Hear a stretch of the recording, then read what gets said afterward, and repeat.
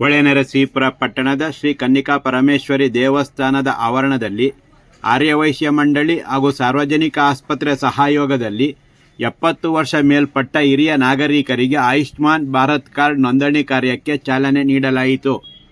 70 ವರ್ಷ ಮೇಲ್ಪಟ್ಟ ಹಿರಿಯ ನಾಗರಿಕರಿಗೆ 5 ಲಕ್ಷ ರೂಪಾಯಿ ಆರೋಗ್ಯ ವಿಮೆ ಸೌಲಭ್ಯ ಯೋಜನೆ ರೂಪಿಸಲಾಗಿದ್ದು, ಎಪಿಎಲ್ ಅಥವಾ ಬಿಪಿಎಲ್ ಎಂಬ ತಾರತಮ್ಯವಿಲ್ಲದೆ ಆದಾಯ ಲೆಕ್ಕಿಸದೆ ಪ್ರತಿಯೊಬ್ಬ ಹಿರಿಯ ನಾಗರಿಕರು ಈ ಯೋಜನೆಯ ಸೌಲಭ್ಯ ಪಡೆಯಬಹುದಾಗಿದೆ. ಜೊತೆಗೆ ನೋಂದಣಿ ಮುಖ್ಯವಾಗಿರುತ್ತೆ. ಆದ್ದರಿಂದ ಎಲ್ಲರೂ ಸರ್ಕಾರದ ಮಾರ್ಗಸೂಚಿ ಅನುಸಾರ ನೋಂದಣಿ ಮಾಡಿಸಿಕೊಳ್ಳಿ ಎಂದು ಸಾರ್ವಜನಿಕ ಆಸ್ಪತ್ರೆಯ ಆಡಳಿತ ವೈದ್ಯಾಧಿಕಾರಿ ಡಾಕ್ಟರ್ ಧನಶೇಖರ್ ಸಲಹೆ ನೀಡಿದರು.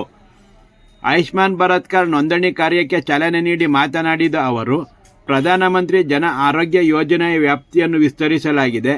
ಮೆಡಿಕೇರ್ಗೆ ಸಂಬಂಧಿಸಿದ ಹೆಚ್ಚಿನ ವೆಚ್ಚಗಳ ಬಗ್ಗೆ ಚಿಂತಿಸದೆ ಅಗತ್ಯ ವೈದ್ಯಕೀಯ ಚಿಕಿತ್ಸೆ ಪಡೆಯಲು ಸಹಕಾರಿಯಾಗಲಿದೆ ಎಂದರು.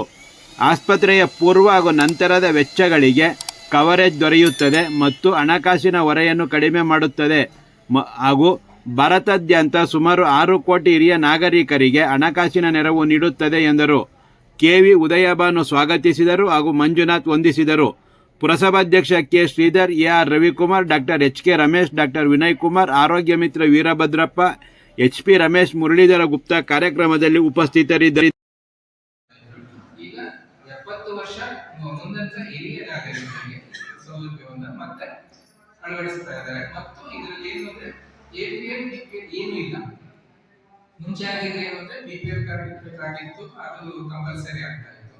ಬಿಪಿಎಲ್ ಕಾರ್ಡ್ ಇರಬೇಕಾಗಿತ್ತು. ಬಟ್ ಈಗ 70 ವರ್ಷಗಳ ಆಗಿರ್ತಕ್ಕಂಥ ಒಂದು ಆಧಾರ್ ಸರ್ಟಿಫಿಕೇಟ್ ಒಂದು ಸಾಕಾಗ ಸಾಕು. ಮತ್ತು ನಿಮ್ಮ ಆಧಾರ್ ಕಾರ್ಡ್ ಇವೆಲ್ಲ ಸಿಕ್ಕಿದೆ, ನಿಮ್ಮ ನೋಂದಣಿ ಮಾಡಿಸ್ಕೊಂಡು ನೀವು ಕಾರ್ಡ್ಗಳನ್ನು ಪಡೆಯತಕ್ಕಂಥದ್ದು. ಸೊ ಇದರಲ್ಲಿ ಯಾವ ಎಪಿಎಲ್ ಬಿಪಿಎಲ್ ಅನ್ನೋದರಲ್ಲಿ ಯಾವುದೇ ಏನು ಹಣಕಾಸಿಂದ ಒಂದು ಲಿಮಿಟೇಷನ್ಸ್ ಆಗ್ತದೆ ಏನಿಲ್ಲ.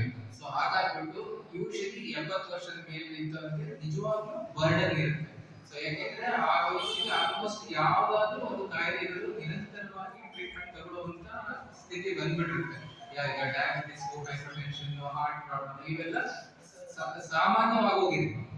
ಸೊ ಈಗ ಡಯಾಬಿಟಿಸ್ ಯಾವ ಲೆವೆಲ್ ಬಂದಿದೆ ಅಂತಂದ್ರೆ, ಈಗ ನಾವೊಂದು 4 ಜನ ಕುಂತು ಮಾತಾಡ್ತಾ ಇದ್ದೀವಿ ಅಂತಂದ್ರೆ ಅದ್ರಲ್ಲಿ ಯಾರಾದ್ರೂ ಒಬ್ರು ಡಯಾಬಿಟಿಸ್ ಇದ್ದೇ ಇರುತ್ತೆ. ಇನ್ನ 50 ವರ್ಷ ಮತ್ತು 60 ವರ್ಷ 50 ವರ್ಷ ಆದ್ಮೇಲೆ ಇಬ್ರು ಇದ್ದಾರೆ ಅಂತಂದ್ರೆ ಆ ಇಬ್ಬರ ಜೊತೆಗೆ ಯಾರಾದ್ರೂ ಒಬ್ರು ಶುಗರ್ ಇದ್ದೇ ಇರುತ್ತೆ.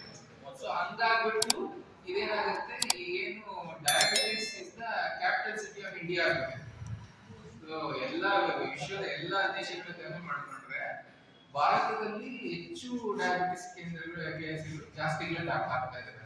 ಸೊ ಇದು ಮೇನ್ ಕಾರಣ ಏನು, ಒಂದು ಮುಖ್ಯವಾಗಿ ನಮ್ಮ ಲೈಫ್ ಶೈಲಿ ಬದಲಾವಣೆ ಆಗಿರೋದ್ರಿಂದ ನಮಗೆ ಈ ಕಾಯಿಲೆಗಳು ಬರ್ತದೆ. ಒಂದು ಮಾನಸಿಕ ಒತ್ತಡ ಆಗುತ್ತೆ, ನಾವು ಉಪಯೋಗಿಸ್ತಕ್ಕಂಥ ಆಹಾರ, ಅದರ ಜೊತೆಗೆ ಕೆಲವು ನಮ್ಮ ಕಂಟ್ರೋಲ್ ಇರ್ತಕ್ಕಂಥ ವಾಯು ಮಾಲಿನ್ಯ, ಸೊ ಎಲ್ಲವೂ ನಾವು ಕಂಟಾಮಿನೇಟೆಡ್. ಸೊ ಔಷಧಿಯಿಂದ ಹಿಡಿದು ತರಕಾರಿಯಿಂದ ಹಿಡಿದು ಪ್ರತಿಯೊಂದರ ಎಲ್ಲ ರೀತಿ ಚೇಂಜ್ ಆಗ್ತಾ ಇದೆ. ನಾವು ಎಲ್ಲರೂ ನಾವೇನಾಗುತ್ತೆ, ಬೆಳೆ ಬೆಳಿಬೇಕು ಅಂತ ಯಾರು ಬೆಳೆ ಬೆಳಿತಾ ಇಲ್ಲ, ಎಲ್ಲರೂ ಫ್ಯಾಕ್ಟ್ರಿ ಜಾಸ್ತಿ ಬರಬೇಕು ಅಂತಂದ್ರೆ ಏನೇನು ಆಡ್ ಮಾಡ್ತಾರೆ. ಸೊ ಏನು ಚಿಕನ್ ಪೌಡರ್ಗಾರ ಹೋಗಿ ಯಾವ ತರ ಜಾಸ್ತಿ ಮಾಡ್ಕೊಳಕ್ಕೆ ಏನೇನ್ ಬೇಕು ಎಲ್ಲಾ ತರದ್ದು ಮಾಡಿ ಹಂಗಾಗ್ಬಿಟ್ಟು ಗುಣಮಟ್ಟದ ಆಹಾರಗಳು ಬರದೇ ಇರುತ್ತೆ, ಕಾಯಿಲೆಗಳು ಜಾಸ್ತಿ. ಸೊ ಈ ನಿಟ್ಟಿನಲ್ಲಿ ಏನು ಸಾರ್ವಜನಿಕರಿಗೆ ತುಂಬಾ ಏನು ಬರ್ಡನ್ ಆಗ್ತಾರೆ ಅಂತ